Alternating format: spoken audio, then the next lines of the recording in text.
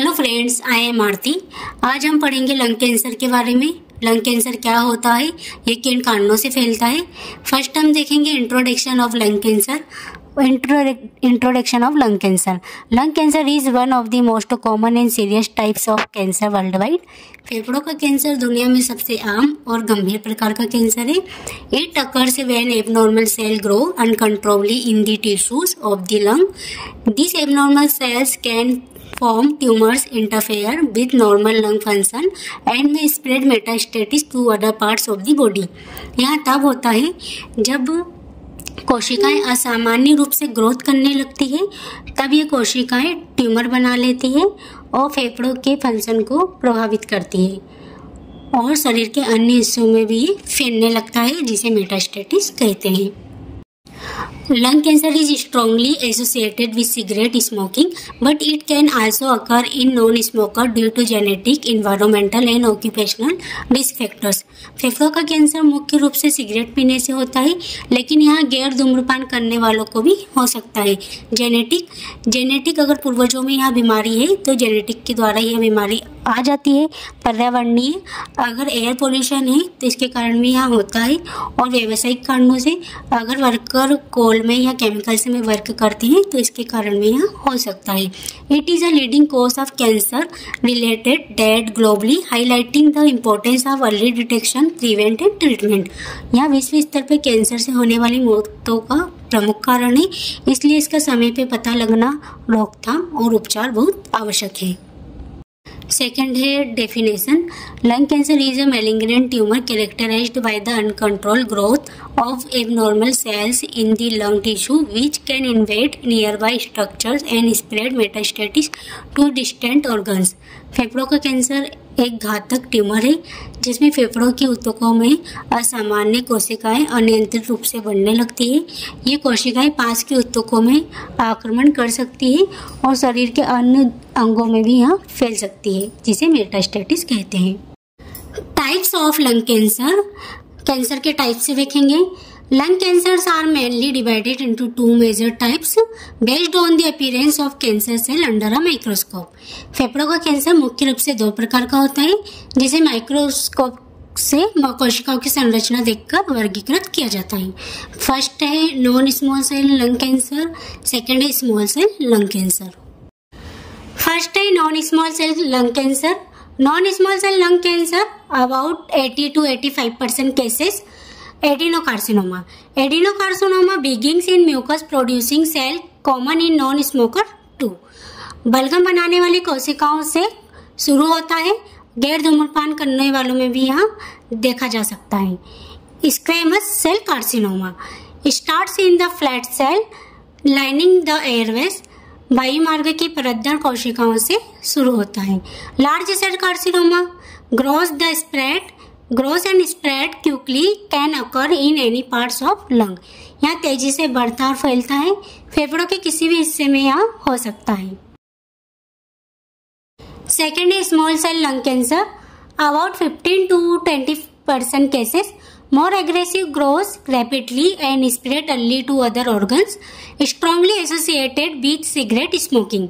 यहाँ ज्यादातर आक्रामक होता है या खतरनाक होता है, यहाँ तेजी से बढ़ता है और अन्य अंगों में भी जल्दी जल्दी फैलता है। यह मुख्य रूप से सिगरेट पीने वालों में देखा जाता है। Causes of lung cancer. किन कारणों से लंग कैंसर होता है। फर्स्ट है cigarette smoking. Cigarette smoking the leading causes about 85 to 90% of lung cancers are linked to smoking. Cigarette पीना सबसे बड़ा कारण है लंग कैंसर का। एक्चुअल लंग्स का कलर बेबी पिंक होता है। लंग्स। जब कोई पर्सन सिगरेट स्मोकिंग का सेवन करता है तो उसका जो धुआं है वो लंग्स में धीरे धीरे जमने लगता है और वो लंग्स बेबी पिंक से ब्लैक पड़ने लगता है और कैंसर में बदल जाता है।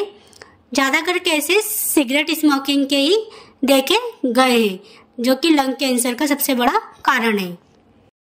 पैसिव स्मोकिंग को सेकेंड हैंड स्मोक भी कहते हैं। Non smoker exposed to smoke are also at risk. जो पर्सन धूम्रपान नहीं करता है लेकिन कोई अदर पर्सन के साथ, धूम्रपान करने वाले पर्सन के साथ अगर वो खड़ा हुआ है तो सिगरेट से निकलने वाले धुएं से वो क्या हो रहा है, प्रभावित होता है। तो ये भी लंग कैंसर का एक कारण है। Environmental pollution, exposure to air pollution, industrial smoke and dust. Air pollution, कारखानों से निकलने वाला धुआं, हानिकारक गैसेस और डस्ट, धूल मिट्टी, ये एयर को क्या करती है, प्रदूषित करती है, जो कि लंग कैंसर का एक कारण है। Occupational exposure, inhalation of harmful substances like asbestos, arsenic, chromium, nickel and रेडन gases. अगर कोई पर्सन लंबे समय से इस फील्ड में काम कर रहा है तो उससे निकलने वाली हानिकारक गैसेस से वो क्या हो रहा, प्रभावित हो रहा है। इसके कारण ये भी एक लंग कैंसर का कारण है। फिफ्थ है रेडिएशन एक्सपोजर।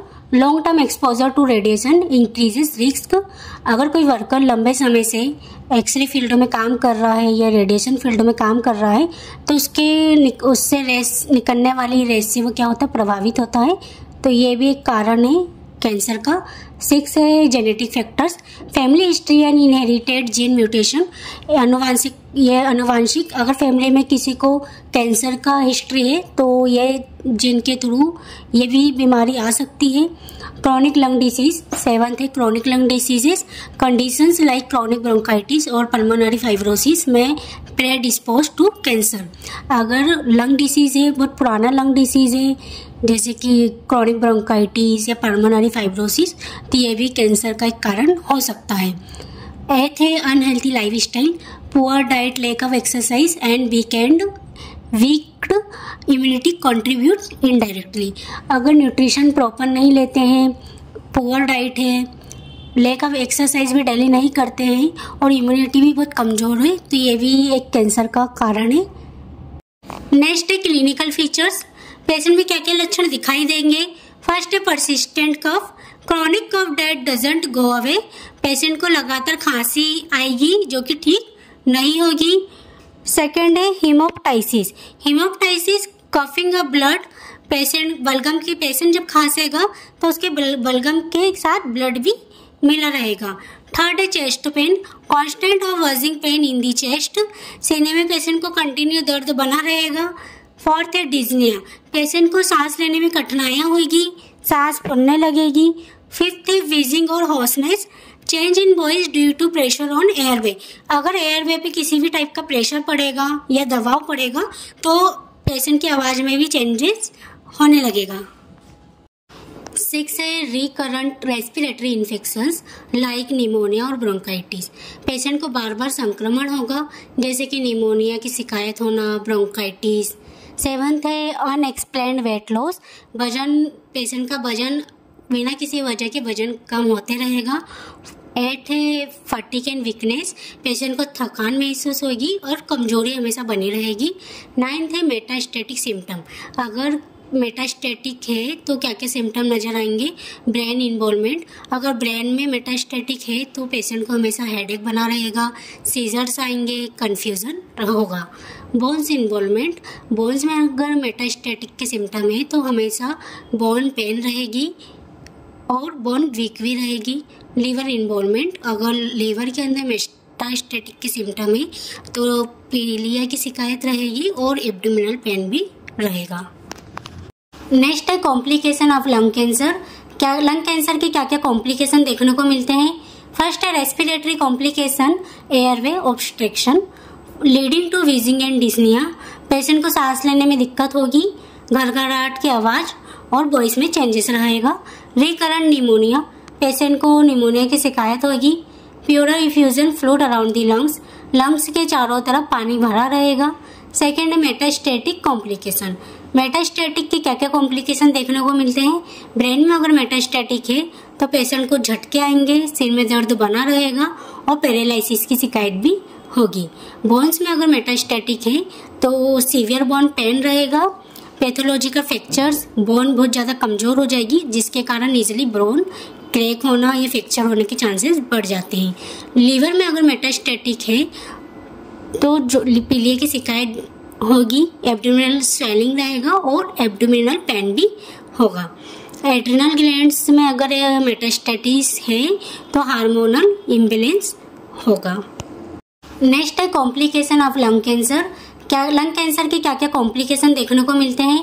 फर्स्ट है respiratory complication, airway obstruction leading to wheezing and dyspnoea.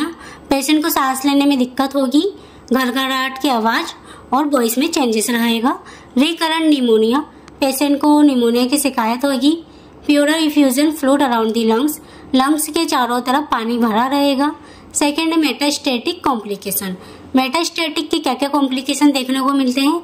Brain में अगर मेटास्टेटिक है तो पेशेंट को झटके आएंगे, सिर में दर्द बना रहेगा और पैरालिसिस की शिकायत भी होगी। बोन्स में अगर मेटास्टेटिक है तो सीवियर बोन पेन रहेगा, पैथोलॉजिकल फ्रैक्चर्स, बोन बहुत ज़्यादा कमज़ोर हो जाएगी जिसके कारण इजिली बोन क्रैक होना या फ्रैक्चर होने के चांसेस बढ़ जाते हैं।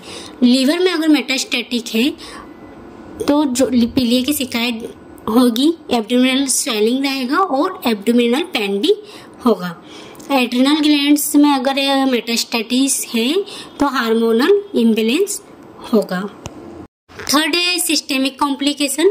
सिस्टेमिक कॉम्प्लिकेशन में पेशेंट का वजन कम होने लगता है, मसल से भी लॉस होने लगती है, पेरानियोप्लास्टिक सिंड्रोम्स होता है, थकान और खून की कमी भी होने लगती है।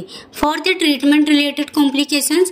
पेशेंट को जब कीमोथेरेपी और रेडियोथेरेपी का ट्रीटमेंट दिया जाता है तो उसके बाद कुछ साइड इफेक्ट देखने को मिलते हैं, जैसे नोसिया, बहुत ज़्यादा पेशेंट को घबराहट होगी, उल्टियाँ होगी, हेयर लॉस हो जाएगा, इम्यूनिटी भी बहुत ज़्यादा वीक हो जाएगी।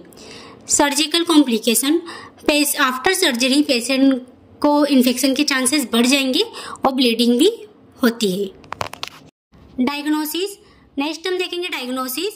कैंसर का पता लगाने के लिए हमें कौन कौन सी जांचें करवाना चाहिए? First, history and physical examination. Detailed history, patient का डिटेल्स लेंगे हम पेशेंट से सारी। पेशेंट स्मोकर तो नहीं है, ऑक्यूपेशनल एक्सपोजर, वो किस फील्ड से रिलेटेड काम करते हैं, फैमिली हिस्ट्री, परिवार में किसी को कैंसर से किसी की डेथ तो नहीं हुई है, परिवार में किसी को कैंसर तो नहीं था, ये सारी डिटेल्स हम पेशेंट से कलेक्ट करेंगे। फिजिकल साइंस, पेशेंट की फिजिकल साइंस देखेंगे, लाइक वेट लॉस होना, clubbing of fingers, lymph nodes, swelling. Second हम इमेजिंग टेस्ट कराएंगे।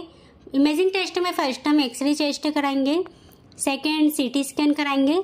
सीटी स्कैन से हम कैंसर का आसानी से पता लगाया जाता है, जिससे कितना साइज का ट्यूमर है, वह कितना फैला हुआ है, ये सारे सीटी स्कैन से आसानी से पता लगता है। नेक्स्ट हम पैट स्कैन कराएंगे। अगर पेशेंट को मेटास्टेटिस है तो PET scan, whole body scan होता है पैट स्कैन में, जिसमें मेटास्टेटिस कितना स्प्रेड हुआ है और प्राइमरी मेटास्टेटिस कहाँ का है और कौन से स्टेज का कैंसर है, इसका पैट स्कैन में आसानी से पता लगता है। MRI, brain and spinal cord में अगर मेटास्टेटिस है तो MRI हेल्पफुल है। थर्ड है laboratory and cytological test. Sputum cytology, sputum test से कैंसर सेल का आसानी से पता लगाया जाता है। Blood test, general health and tumour marker test से कैंसर का आसानी से पता लगाया जाता है। फोर्थ है बायोप्सी। अगर CT scan and PET scan में डिटेक्ट होता है कैंसर तो कंफर्मेशन के लिए बायोप्सी जांच करवाई जाती है, जिसमें ट्यूमर या एबनॉर्मल लिम्फ नोड्स से टिश्यू सैंपल लिया जाता है और उसे जांच के लिए भेजा जाता है, जिसको हिस्टोपैथ के द्वारा ही कंफर्म होता है कि टिश्यू किस टाइप के हैं, कैंसर के टिश्यू है या नॉर्मल टिश्यू है। इसके लिए biopsy very needed for confirmation. Other है फिफ्थ डायग्नोसिस प्रोसीजर, थोरेसेंटेसिस। अगर लंग्स के चारों तरफ अगर पानी भरा हुआ है, प्यूरल इफ्यूजन है, तो उसको नीडल के द्वारा फ्लूइड को बाहर निकाला जाता है और उसे जांच के लिए भेजा जाता है, जिससे पानी जांच के लिए भेजते हैं कि वो कहीं कैंसर का तो नहीं है फ्लूइड। नेक्स्ट है staging investigation, determine extent of disease, TNM, staging, tumour, nodes and metastasis. Next है nursing management of lung cancer. नर्सों को किन किन बातों का ध्यान रखना चाहिए।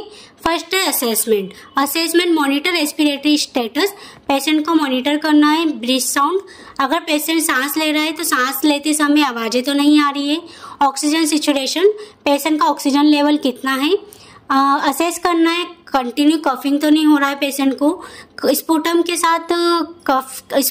साथ ब्लड तो नहीं आ रहा है, ये सब असेस करना है। मॉनिटर करना है, पेन लेवल मॉनिटर करना है, वेट चेक करना है, पेशेंट का वेट तो लॉस नहीं हो रहा है, पेशेंट थकान महसूस तो नहीं कर रहा है, कैंसर का सुनकर पेशेंट बहुत ज़्यादा चिंतित तो नहीं है। इन सब बातों का ध्यान नर्सों को देना है। सेकेंड है respiratory care. Provide oxygen therapy and prescribed, अगर डॉक्टर ने ऑक्सीजन देने के लिए कहा है तो पेशेंट को ऑक्सीजन प्रोवाइड करना है। Encourage deep breathing, coughing exercise and use of incentive spirometer, patient को deep breathing and coughing exercise सिखाना है एंड स्पायरोमीटर का भी यूज करना है। थर्ड है pain and symptom management, manage dyspnoea, fatigue, nausea and anorexia, patient को अगर दर्द है, घबराहट है, उल्टियां हैं, उल्टियों जैसा फील कर रहा है, बहुत ज़्यादा थकान महसूस कर रहा है और उसे दर्द भी बना हुआ है तो उसे दवाई मेडिसिन प्रोवाइड करना है पेशेंट को। फोर्थ है nutrition support. Provide high calorie high protein diet in small frequent meals, patient को प्रोवाइड करना है डाइट में ज़्यादातर उसको हाई प्रोटीन देना है, हाई कैलोरी देना है और थोड़ी थोड़ी मात्रा में उसको खाने के लिए देना रहेगा और फ्लूइड का लेवल भी ज़्यादा होना चाहिए। फिफ्थ है psychological support. Offer emotional support and counselling, patient को इमोशनल सपोर्ट भी पेशेंट का करना है। And provide information about disease and treatment option, patient को डिसीज के बारे में पेशेंट को समझाना है एंड ट्रीटमेंट के बारे में भी पेशेंट को जानकारी देना है। सिक्स है education and health promotion, patient को स्मोक करने का छोड़ने के लिए कहना है, पेशेंट को स्मोकिंग करने के लिए मना करना है और एक्सप्लेन करना है, उसका ट्रीटमेंट के बारे में एक्सप्लेन करना है, समझाना है कि क्या क्या प्रोसीजर होती है, पहले सर्जरी के बारे में समझाना है पेशेंट को, कीमोथेरेपी और रेडियोथेरेपी के बारे में भी पेशेंट को समझाना है।